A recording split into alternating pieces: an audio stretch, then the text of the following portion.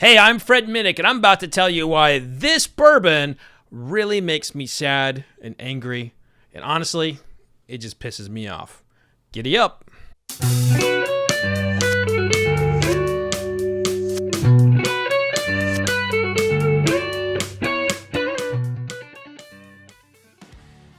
So, this is Old Crow.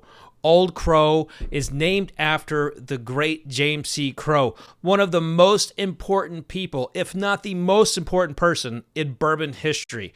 In the 1800s, this Scottish doctor basically changed the way whiskey was made. He brought scientific methods to whiskey making in the United States of America. He changed the fermentation game, and everything that donned his name was beautiful. It was so good that people running for Kentucky governor used to bribe people to vote with them with shots of Old Crow. Probably one of the many reasons why it was illegal in some states to not drink during election day, because the Kentucky governors were going like, hey, I got some Old Crow for you over here. You got a shot of Old Crow? By God, you were voting for that fella. But when old James C. Crow passed away, his bourbon stocks were still highly sought after, and they retained barrels for years after his passing. Now, after the stuff that he had made had kind of been consumed, the brand lived on, and Old Crow became the bourbon of bourbons. It was the highest quality bourbon that you could possibly imagine. And you think Pappy Van Winkle has a lot of attention to it today?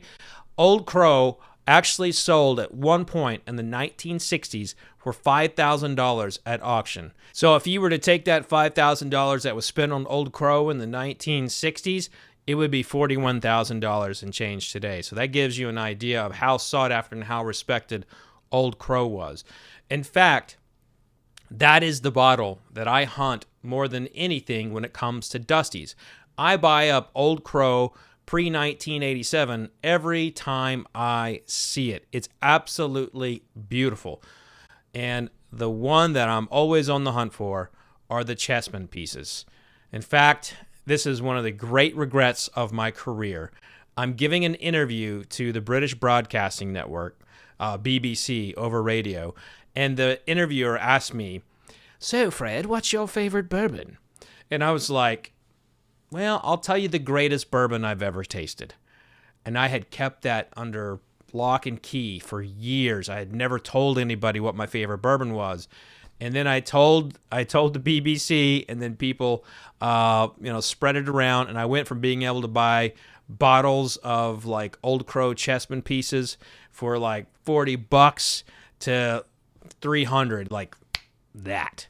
So I always regret the fact that I told the BBC that the Old Crow chessman pieces were my absolute favorite.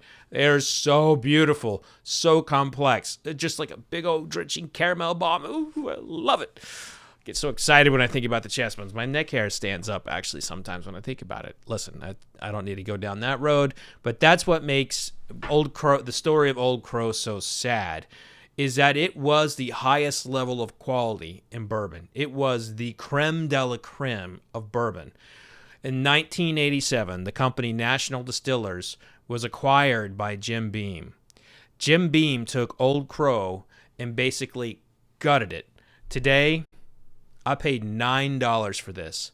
$9 for this. And while it may absolutely be a decent value, and yes, it is worth drinking. It is something that if you are on a budget, this is absolutely something that you can pour with Coca-Cola or over ice or however you do your parties. But the thing is that Old Crow used to mean something in bourbon, and today it's just sitting on the bottom shelf. It's sitting on the bottom shelf, and every time I pass it in a liquor store, it makes me very sad because Old Crow used to be the standard in American whiskey. It was the one that every brand tried to chase. And today, nobody chases it. It's just a brand getting laughed at by the other bourbons. So I would love to see Jim Beam resurrect this brand and give it the proper attention, it deserves. If they come out with a decanter series, if they, use some of their great bourbon to pump into the Old Crow line, that would be awesome. But the fact is that this is probably one of the top 5 brands in the history of our great spirit. And I can make an argument that it's the number 1 brand in our spirit's history.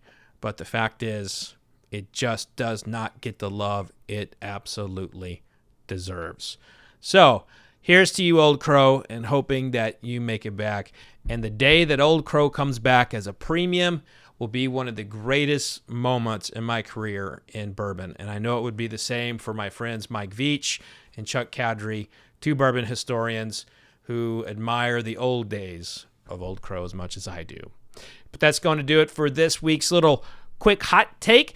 Thank you so much for tuning in. If you want to learn more about bourbon and American whiskey history, check out one of my books, Bourbon, the Rise, Fall, and Rebirth of American Whiskey. Tells a story of Old Crow in there, as well as Bourbon Curious. But I'm always giving quick videos and long videos and tastings and tasting notes and interviews with celebrities with American whiskey. So click the subscribe button if you want to check out more. But I appreciate you tuning in. And if you're new to the bourbon hobby, welcome to the community, but don't blame us when you break your bank account. Be safe out there. Remember, vodka sucks.